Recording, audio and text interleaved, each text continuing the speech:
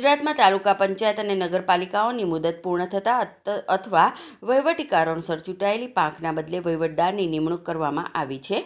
આગામી દિવસોમાં જિલ્લા પંચાયત, તાલુકા પંચાયત અને નગરપાલિકાઓની ચૂંટણીઓ યોજાવાની છે. તે પૂર્વે રાજ્ય સરકારે જિલ્લા પંચાયત, તાલુકા પંચાયતો અને નગરપાલિકાઓમાં ચૂંટણી સુધી વહીવટ સુચારુ રાખવા માટે સ્થાનિક કક્ષાએ રોજના કામકાજ અટકી ન પડે અને સામાન્ય લોકોની સુખાકારી જળવાઈ રહે તે માટે સરકારે વહીવટદારોની નિમણૂક કરી છે. ત્યારે અંકલેશ્વર નગરપાલિકા, તાલુકા પંચાયત અને હાંસોટ તાલુકા પંચાયતમાં વહીવટદાર તરીકે અંકલેશ્વરના પ્રાંત અધિકારી ભવદીપસિંહ જાડેજાની નિમણૂક કરી છે.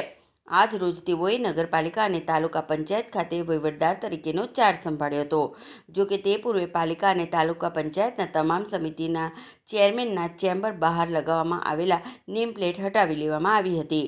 પ્રાંત અધિકારી ભવદીપસિંહ જાડેજાએ નગરપાલિકામાં ચાર્જ સંભાળતાની સાથે વિવિધ વિભાગોના અધિકારીઓ અને કર્મચારીઓની મુલાકાત લીધી હતી.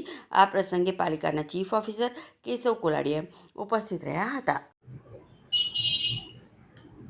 અંકલેશ્વર નગરપાલિકા, તાલુકા પંચાયત અંકલેશ્વર તથા તાલુકા પંચાયત હાંસોટ ની 5 વર્ષની ટર્મ પૂર્ણ થતાં પંચાયત વિભાગ અને અર્બન ડેવલપમેન્ટ ડિપાર્ટમેન્ટ દ્વારા જાહેર કરાયેલ ઠરાવ મુજબ આજરોજ અંકલેશ્વર નગરપાલિકા, તાલુકા પંચાયત અંકલેશ્વર અને તાલુકા પંચાયત હાંસોટનો ચાર્જ સંભાળેલ છે.